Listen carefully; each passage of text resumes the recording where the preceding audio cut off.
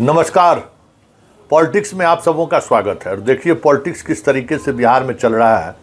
एक दौर था जब गृह मंत्री पर यह आरोप लगा कि वो बीजेपी के खिलाफ जितने भी निर्दलीय या अन्य पॉलिटिकल पार्टी के जो नेता हैं उनको मजबूर कर रहे हैं समर्थन देने को लेकर। आज जनस्वराज के प्रत्याशी मुंगेर से संजय सिंह वो भी बीजेपी के समर्थन में आने की घोषणा कर दी। मतलब 4 जनस्वराज के प्रत्याशी जो अभी तक अधिकृत तौर पर नामांकन वापस ले चुके हैं या फिर समर्थन कर दिए।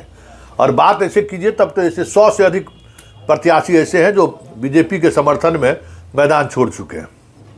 ऐसी ही एक बड़ी घटना आज घटी हुई है और वो घटना है गौरा बराम से जो बीजेपी के प्रत्याशी हैं उनके खिलाफ एक निर्दलीय उम्मीदवार श्याम चौधरी जी है, चुनाव लड़ रहे हैं।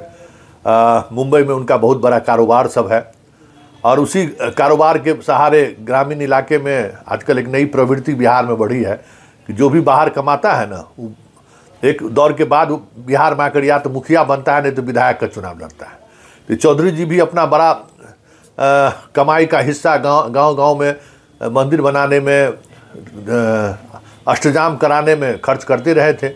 इस बार निर्दलीय चुनाव लड़ गए हैं चौधरी जी। अब निर्दलीय चुनाव लड़ने पर बीजेपी को नुकसान होता हुआ दिख रहा है। ऊपर से लेकर नीचे तक जितने बड़े नेता हैं सारे का फ़ोन कॉल्स आया, सारे लोग मिले, कहा गया कि आप बैठ जाइए। जब जनाब नहीं बैठे तो जिस कमाई के दम पर ये बिहार में राजनीति करने आए थे वहीं पर आयकर विभाग ने रेड कर दिया है। पिछले 2 दिनों से रेड चल रहा है।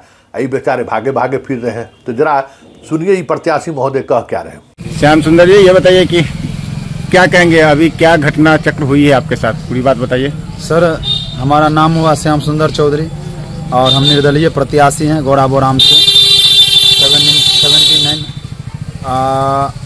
पहले तो हमको डराया धमकाया गया और उसके बाद बोला जो आप जो भी रहेगा मैनेज हो जाइए और हमारे साथ आ जाइए और एनडीए का समर्थन कीजिए। हम जब नहीं माने तब कल हमारे जो कार्यालय है, हमारा जहाँ कारोबार है, उसको इनकम टैक्स के रेट दे दिया है और इनकम टैक्स के लगातार छापामारी चालू है। कहाँ हुई है छापेमारी या कौन धमकी दिया था? ये हमारा छापामारी हुआ है महाराष्ट्र में, हमारा कारोबार है मुंबई में हुआ है। और पहले तो हमको बताया, पहले जो बीजेपी के जो बड़े बड़े नेता लीडर थे वो मुझे बताया जो आप एनडीए का समर्थन दीजिए। हमने बोले जो समर्थन अभी नहीं दे पाएंगे क्योंकि हम 1 साल पहले से ही निर्दलीय के रूप में हम चुनाव लड़ रहे हैं और अब समर्थन देना ये संभव नहीं है क्योंकि बहुत दिन हो गया। तो उन्होंने नहीं आपको देना ही पड़ेगा, अगर नहीं देंगे तो आपको कारोबार को डिस्टर्ब किया जाएगा। तो अब वही हमको डिस्टर्ब करना चालू हो गया है। इनकम टैक्स हमारा 4-5 जो ठिकाना है उस ठिकाना पे वो छापामारी चालू किया है लगातार। कहाँ बता सकते हैं?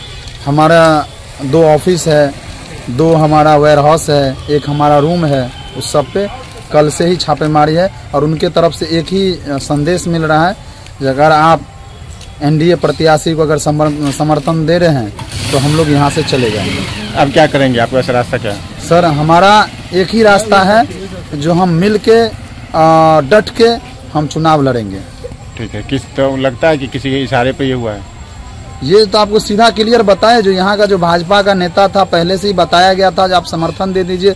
हम जब समर्थन नहीं दिए तो हमारे ऑफिस में छापामारी चालू कर दिए। ठीक, थैंक यू। सुन लिए क्या कह रहे हैं। तो ये बिहार में पहली बार ऐसी घटना है जिसमें खुलकर प्रत्याशी बोल रहे हैं कि बीजेपी के बड़े बड़े नेता उन्हें नामांकन मतलब समर्थन देने के लिए मजबूर कर रहे हैं और उस नहीं करने पर उनका जो मुंबई स्थित जो दफ्तर है उस दफ्तर पर रेड हो रही है। तो अब इलेक्शन कमीशन, कहिएगा कि इलेक्शन कमीशन कहाँ है? तो इलेक्शन कमीशन बिहार में जिस तरीके से काम कर रही है तो बेचारा जान लेके भागे जा रहा है। पुलिस देखता है तो भाग जाता है कि कहीं हम ही को ने गिरफ्तार कर ले। जबकि विधिवत उन्होंने अपने फेसबुक प्रोफाइल पर भी लिखा है, आरओ से भी कंप्लेन किया है कि किस तरीके से मुंबई स्थित उनके दफ्तर पर रेड हो रहा है। रेड करने वाला अधिकारी कहता है तुम चुनाव छोड़कर मुंबई पहले पहुँचो और कुछ नहीं तुम मुंबई पहुँचो। तो अगर इस तरीके से चुनाव होगा तो इस लोकतंत्र के होने और नहीं होने का मतलब क्या है? एक बड़ा सवाल है।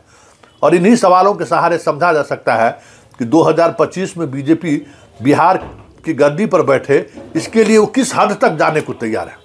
खबरें आती ही रही है कि एक एक प्रत्याशी को जिस तरीके से वो मदद कर रहे हैं, रैली, प्रदर्शन, रोड शो में भी जिस तरीके से कानून हाथ में लिया, योगी दरभंगा में आए, एक लड़की बुलेट लेके बिना हेलमेट के चल दिए, तो वो सारी चीज़ें अनंत सिंह को लेकर जो घटनाएं घटे वो सामने है, ललन सिंह का बयान सामने है, जीतन राम मांझी के पुतहू के प्रचार गाड़ी से जो शराब बरामद होता है, कोई कार्रवाई नहीं है। तब आप समझ सकते हैं कि किस स्तर पर बिहार में सत्ता पर काबिज करने के लिए बीजेपी कितना बड़े स्तर पर खेल खेल रहा है। यही है पॉलिटिक्स, और इस पॉलिटिक्स के सहारे समझिए कि डेमोक्रेसी का मतलब क्या रह गया।